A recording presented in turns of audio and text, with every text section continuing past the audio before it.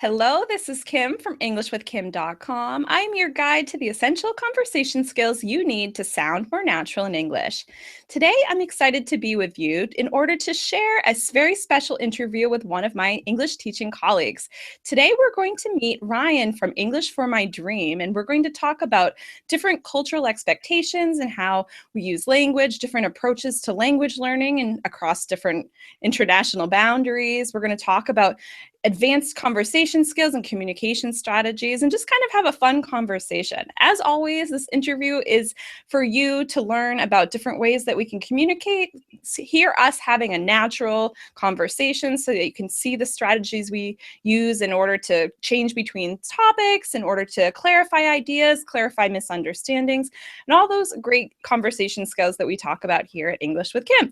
So I would love if Ryan would introduce himself and tell us a little about his background and what he does at English for My Dream. Hi, Ryan. Hi, Kim. Thanks for having me. So yeah, my name is Ryan, and I run a website called EnglishForMyDream.com, where I basically teach advanced students who want to take their English to the next level. So they might be professional workers or just anyone who has already a good grasp of English, but they want something more. They want to get, they want to sharpen their skills.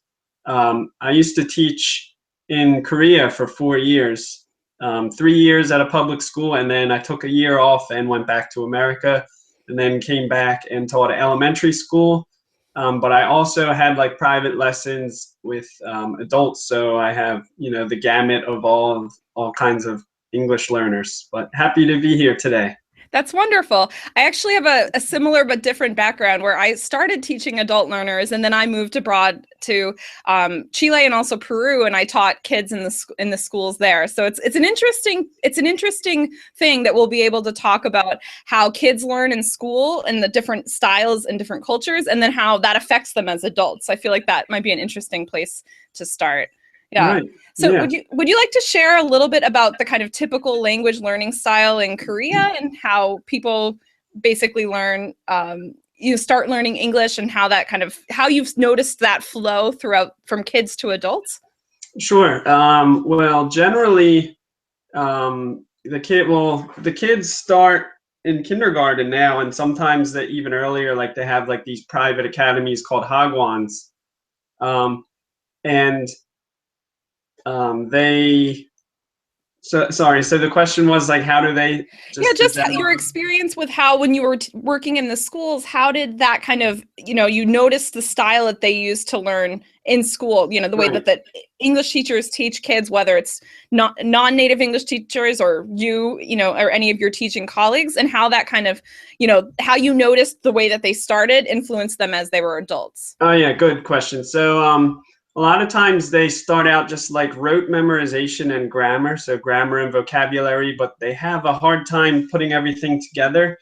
And I was kind of fortunate actually, because I was in this area called Gangnam, which is from the song Gangnam Style a few years ago. Really? Yeah, so that was like the most competitive and kind of one of the wealthiest areas of Seoul. So a lot of my kids like studied abroad in America or Canada. So a lot of my kids were almost like native speakers.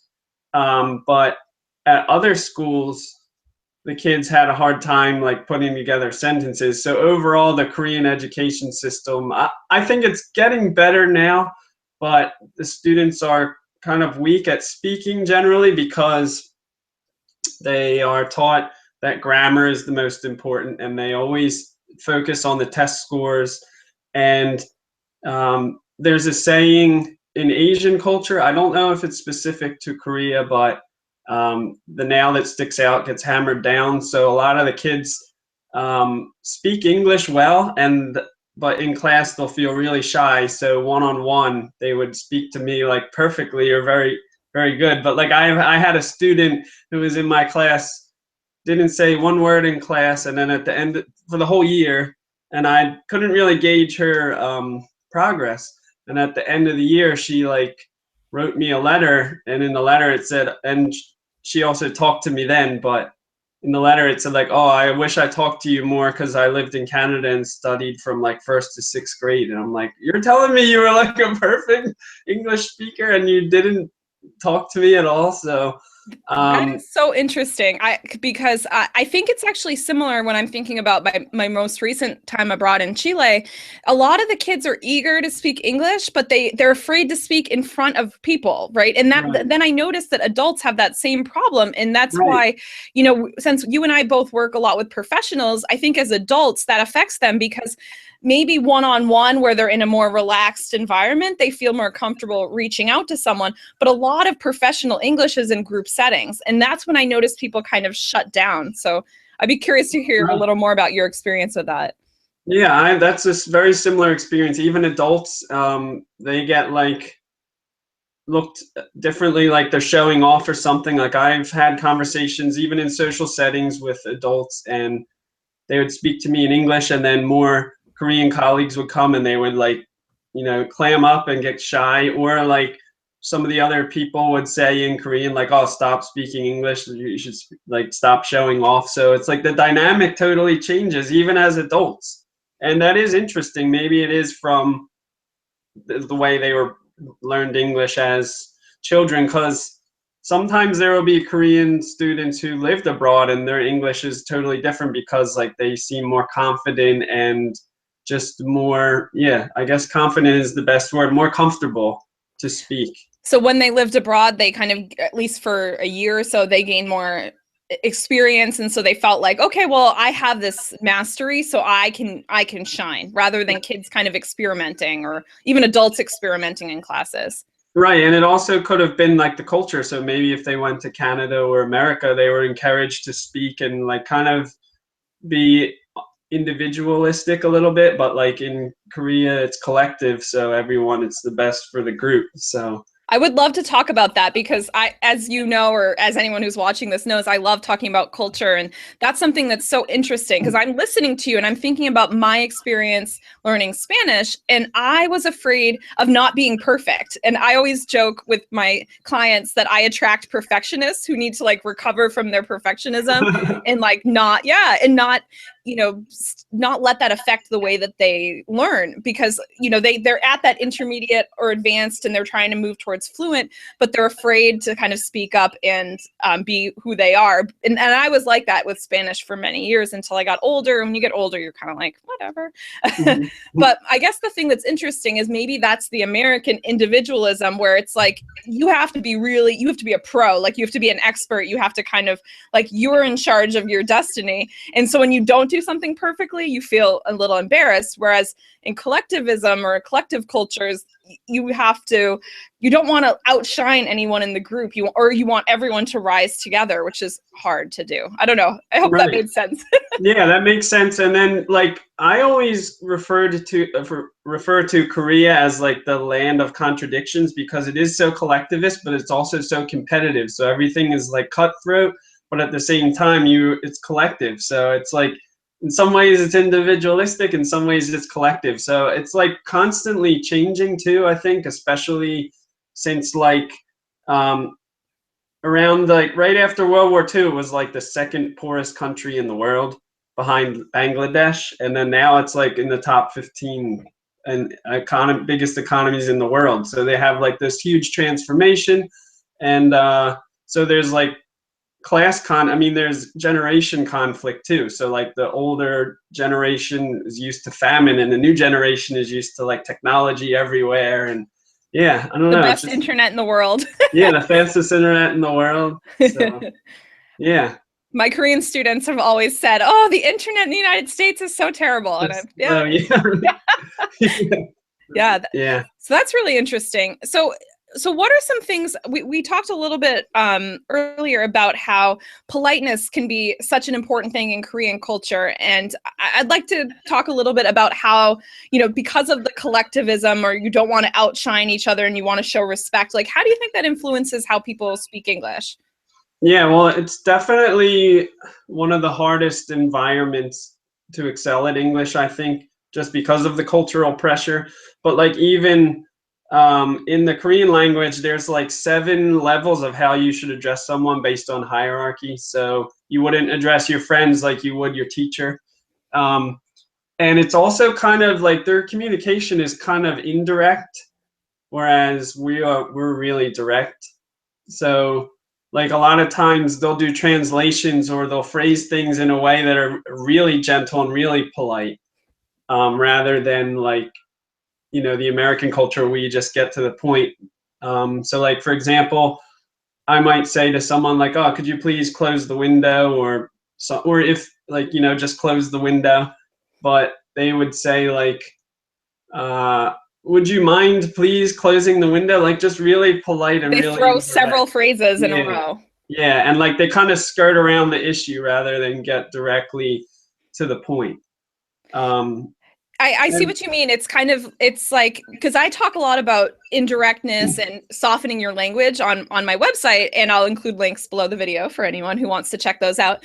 But I think that something that happens is that when you start learning the polite strategies, people start piling them on. And I was telling one of my clients that you need to limit to just two, right? Two politeness strategies, not like five or six or seven, because it can be too much, and you can be polite in a form of address, when you want to show respect to someone, and then you can be polite with your verb, but you don't want to be polite with like a string of different type of strategies in order to, because that's when it becomes too much and it becomes uncomfortable for Americans. I think, I don't know right, if you would agree with that. right, yeah, I definitely. But like the other thing too is it's like it's particularly for Koreans, it's like a translation issue too a lot of times, because like we would usually just say if it's cold, like, "Oh, it's cold out," but like in Korean it might be like, "You feel cold, don't you?" Or "It's cold out, isn't it?" or something like that. So like they start a lot of their questions with like "don't you" or "wouldn't you," like that. Like they're afraid to voice their own opinions and stand behind those opinions. Right, and but I also think it's just that in their mind they're doing the Korean translation, like the direct translation, so they might have never even been taught to, you know, communicate directly. They might just be like going through in their head like this means "don't you," and then it's cold out, so don't, "aren't you cold?" something like that. That's really interesting. So instead of it being, something they're doing intentionally to be polite, right? It's that unconscious, like this is how I would express things in my language. And so it's a direct translation, not necessarily of words, but of language structures. So Right, yeah. So that's like the grammar translation method in yes. academic English. So they're really big on that. Yeah, and I know when we agreed to talk, I said that, something I noticed, especially in Peru, was that people tend to translate word for word, and that's the only way that they learn to translate. So even as kids, I remember tutoring kids, and they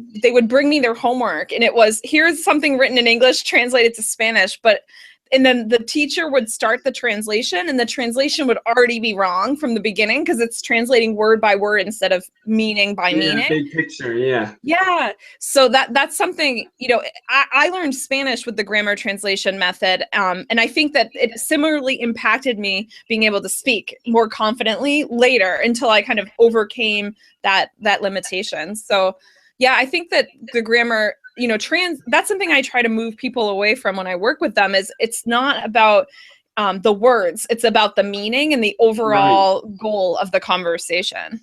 right. And yeah, so this is kind of backtracking a little bit, but yeah, the one thing that is crazy is like, so Korean, like if you have a wall, like some cultures will build a ladder over the wall to get through. Some cultures will dig a tunnel underneath the wall to go through, but Koreans just pound on it until it knocks down. So why I'm saying that is because even that, like, so they might not be able to speak well in their translation, the grammar translation method. They definitely do a lot of that, but like on their tests, they'll get like perfect scores, and it's like, so this person can, he knows, the past, present tense, past, present, perfect tense. But when I ask him like, "Tell me what you did this weekend," he has trouble. So it's like they work so hard and they spend so much time, and their speaking might not be good, but I mean, they're good at, conceptually understanding English. It's like they don't really know English, but they're good at learning English, because there's a difference between like learning and knowing. But in their work ethic is really inspiring. Yeah. No, it's funny because I'm laughing because I used to have a series on my website about fixing common mistakes, and they were fixing common grammar mistakes in order to sound more natural in English. But then I realized that that's really not like it's important, but I wanted to kind of push people away from that perfectionism because so many students are good test takers and they're good, they can read at a high level in English or, at least a comfortable level. They're Right, able to, but they're afraid to practice their listening skills, or they're afraid to speak more English because they're afraid of making mistakes. But right, it's not as important as we learn in test taking school environments. And even I notice in language institutes, even in the United States, people want scores. They want this. So we right. had to give them tests.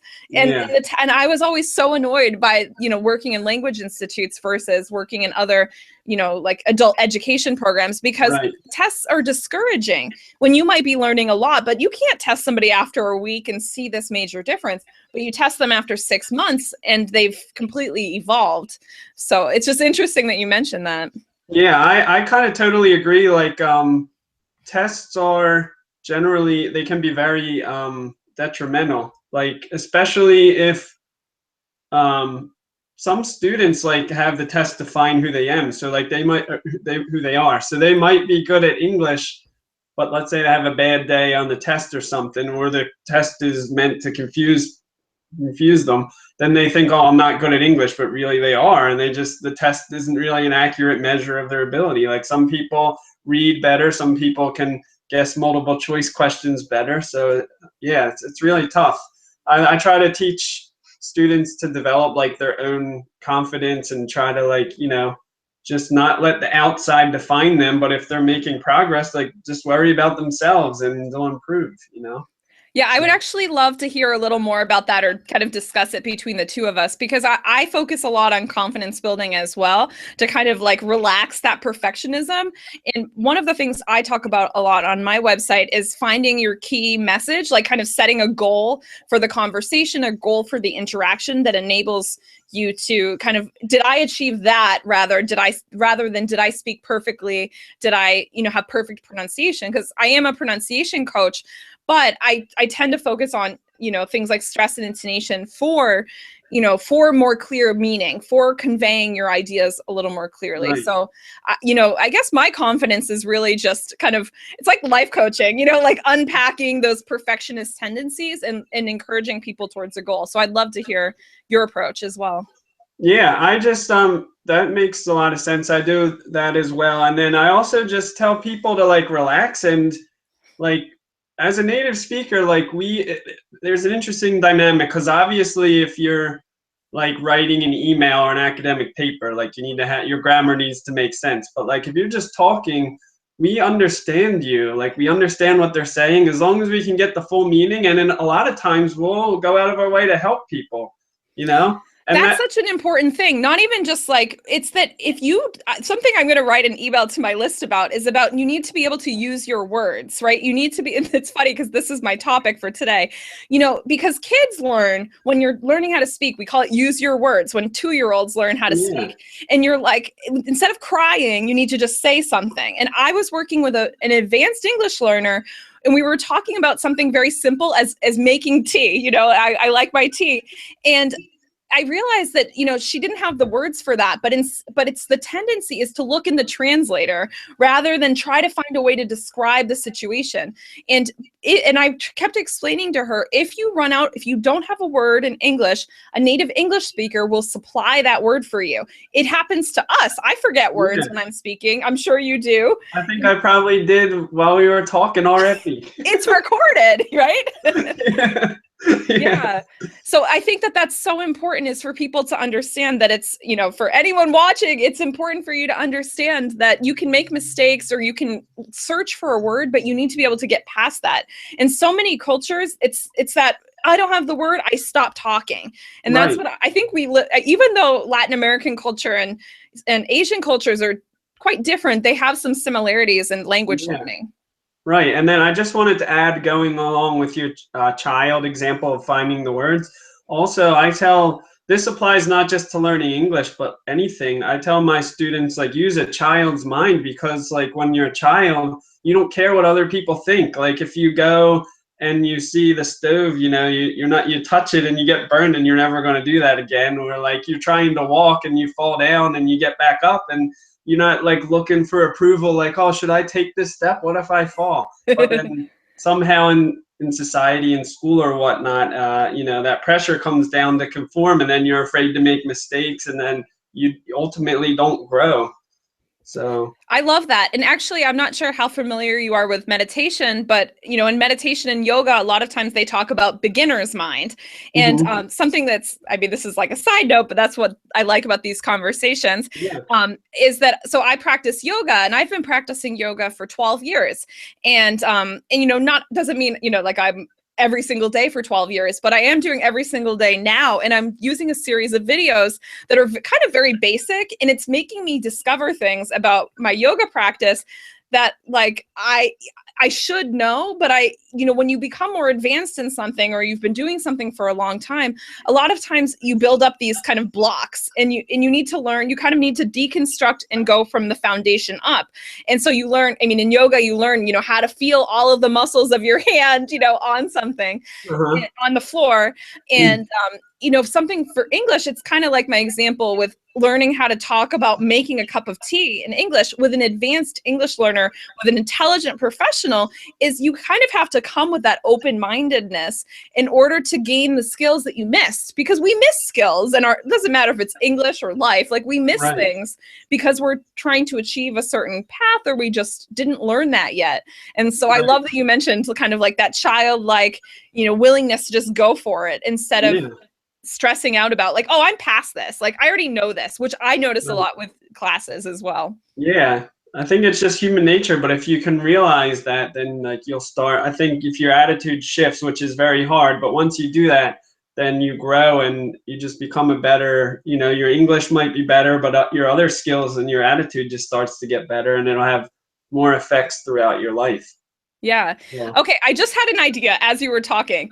So I want to hear a little bit more about the name of your website, because it's English for My Dream. And so what inspired that, and what's your kind of goal with, I don't know. I'd love to hear more about that's that. a good question. So what it means is like my is in the student, not me. So I thought about making it like English for your dream, but that sounds weird too. So I settled with My Dream, but it's basically how I want students, the English is for a specific purpose. So it's for their dream, whether that dream is to get a raise or work at an American company or succeed in their career, go to graduate school abroad, teach English in their own country, travel the world, connect with foreigners, anything like that. So my website, I put the 4 in there for like a specific purpose.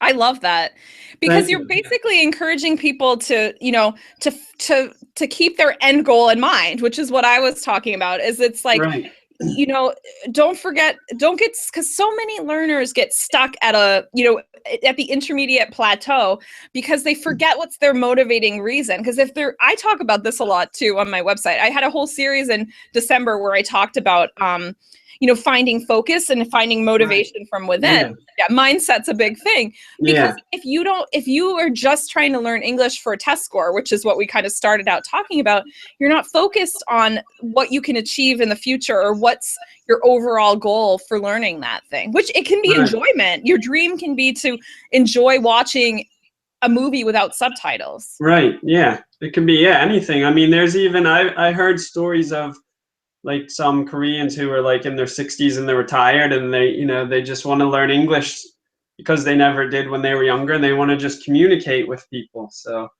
that was pretty interesting too. Like there's all different reasons to learn English. Yeah. Oh, great. I'm watching the clock. So in the interest of time, I would love to hear, since you focus on English for people who are more advanced, to kind of, what's your top conversation skill that you think that English learners need in order to kind of achieve their goals and for the professional or personal, more advanced learning? Like, what do they need to communicate? What's your number one point of advice? And I know I'm putting you on the spot. No, that's a good question. Besides like some of them still lack confidence, but besides that, a lot of them, I think they really want to connect with, like, for example, coworkers really want to, if they are going on a trip abroad, they really want to connect with the foreign coworkers. So I think they need to learn like small talk, because a lot of them, I don't know if it's because of the lack of confidence or what, but a lot of them have a hard time. And I know it's a different culture too, but they have a hard time like connecting with their foreign counterparts. So I think small talk, and also I know a lot of my students have a hard time like in big groups, like if it's only them and like 5 or 6 of their coworkers, they might have a hard time like understanding if the conversation is moving really quickly, like what are they talking about and things like that. So those are like the big problems, I think. So following the flow of a conversation. Yeah, and especially, I mean, it gets really complicated because like for anyone, like if you're, I don't know, in Korea and you come to America and they're talking about the Super Bowl, then like you don't know who Tom Brady is or anything like that. So that's like one thing I try to like tell some of my students, like if they're going on a business, this is just in the business section, but in anything really, it works for anything. Like try to study up on a current event in that area, and you can talk to the people about that, you know. And that way, like yeah, but I know it's really hard, especially for them, the flow of the conversation if it's going too fast. And the only way to do that is basically to improve your listening. So You know, it's so funny that you mentioned that, because that's kind of the goal of this type of conversation is we're speaking at natural speeds so right, that, people can kind of get used to this kind of back and forth. I talked about it in an earlier video about like hitting a ping pong ball back and forth. And the challenge for so many non-native speakers is that they kind of just grab the ball or the balloon is what I talked about, like hitting yeah, that balloon, like tossing it in the air, and they grab it because they're like, I have something to say. And then the yeah, conversation just kind of ends. And so, that's something I try to encourage people to learn is more of that flow of conversation. That's, right, specifically what I teach a lot about. So I love that you yeah, mentioned that. I'm like, exactly. yeah, And it's that's so funny that small talk is actually my focus for March's videos on YouTube. So that'll be awesome. a great thing Yeah, for people to tune in. Like this is a good preview for yeah, that. for Because sure. Yeah, exactly like you said, you can prepare by kind of gaining cultural knowledge, and what you're talking about is that kind of cultural fluency. Because if you don't know anything about American culture except from TV, you kind of have this idea that's not exactly true for what American culture is. But if you want to learn, like you want to learn about watching a certain TV show that's really popular right now, or watching, like you said, sports or something like that, that gives you something you can talk about. Even a hobby that you have that's so engaging that you could talk for hours about playing tennis or something. You're going to be able to share that passion with other people. right. I actually when I just thought of one other thing, like slang. We use a lot of slang in English. So it's not always taught in the textbook. So my website also is geared towards like not basically anti-textbook things. Love So it. yeah, because I mean, we don't really say like, "Hi, how are you? I'm fine, thank you, and you." It's more like, "What's up?" "Oh, nothing, just chilling." Okay, so Yeah. and I know you have a free offering on your website that I Mhm. think you talk about phrasal verbs, which is it's not slang, but phrasal verbs that are more used in casual conversation. So can you share a little bit about that if people want to download that? Right, yeah. So if you go to my website, englishformydream.com, on the homepage, you can enter your email address and you'll get a free ebook, which is 101 English idioms for professionals. So it's mostly idioms. There are also some like phrasal slang verbs in there. The Um, slang usage of the phrasal verbs. right, yeah, yeah. So like, Awesome. yeah, it's there's a lot in there. Like I said, I try to make it things that like people have never heard before. Um, like one would be like the phrasal. Well, this is actually from. I'm getting confused because I have two. That one's free. I also have a premium product on phrasal verbs. But one of the phrasal verbs I use is like knock back a beer, or knock back a drink. That's So you're very not going important to in use Korean that. culture. Yeah, right. Knock back some soju and some beers. But you're not going to find that in your textbook, that's for sure. So No. And that's actually, I think that's a great thing to keep in mind. You know, we both work a lot with professionals, but in order to have a relaxed conversation, you actually need these relaxed phrasal verbs or you know, kind of more sociable idioms. You know, it's not just about having this completely square, you know, highly negotiative, like, or negotiating vocabulary that we learn a lot of times in business English textbooks. Like, we're kind right. of teaching the culture behind the language, which is why I Yeah. wanted to talk to you about that. Yeah. Yeah. Yeah. Yeah. Great. Well, do you have anything you want to end with to share with my audience, or just share about, you know, I don't know, anything you want to say? Well, yeah, I didn't specifically answer you what idiom would be in my free ebook, but one that's in there is slow and steady wins the race, which is really appropriate because as a student, English learner, slow and steady does win the race. So you always just consistently every day put in effort, and some days, you know, it'll be harder than others, but in the long run, if you keep studying and listening to people like Kim or myself or other teachers, then you'll get a lot better. So just keep going. Yeah, you know, keep working at it. Don't give up. Don't think that, you know, once you did X, like you finally achieved it and you're done. Like, it's a lifelong journey. I think that's kind of Yeah, right. what I like talking about. Is we started out with the kids, kind of progressing to adults, and you can keep evolving as an adult, but you have to keep that kind of open-mindedness. And I love that you mentioned that, because that's something that I think is so important for approaching I call it the language learning journey, your Yeah, English journey. that's so true. And like mindset is almost as important as like learning as yeah, it's crazy. You know, I haven't talked about this specifically with my experience learning Spanish, but like I said, I used to always be a perfectionist, and I realized, you know, something changed when I was between 20 and 25, because I lived in Argentina when I was 20, and then I returned I returned to South America like at 26 or something.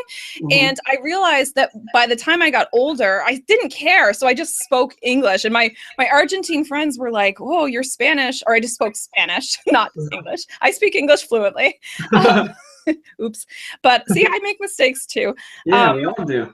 but I noticed that my friends would say, like, "Wow, your accent is not as good as it was before," because I wasn't worrying about my accent. I was worrying about my communication, but I just spoke. I didn't worry. And so, you know, I've evolved in my language learning journey as well. And that's something to kind of own and be proud of, that you're going to change.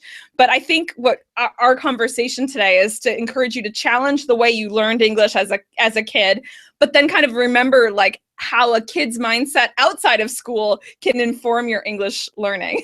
Yeah. Yeah. Yeah, definitely. But that's like I said, that's like I think that's like the biggest breakthrough in language learning is once you fix your mindset and you realize that, oh, I can make mistakes and that's the best way to grow, then like your English will like take off almost, you I know? agree. Mindset Yeah. is everything. You got to have that Yeah. beginner's mind, that child's mind. Yeah. Yeah. So, Great. yeah. Well, thank you so much, Ryan. Once again, that was Ryan from EnglishForYourDream.com. If you go to his website, you'll be able to download a free ebook. I will put the links below the video. If you like this video and you want more of these, please be sure to give them a thumbs up. Leave a comment for us below the video so that we know if you have any questions or if you have any special requests or things you want us to answer. So once again, I'm Kim from EnglishWithKim.com. I'm your guide to the essential conversation skills you need to sound more natural in English. Have a good one. Goodbye. Thanks, Kim.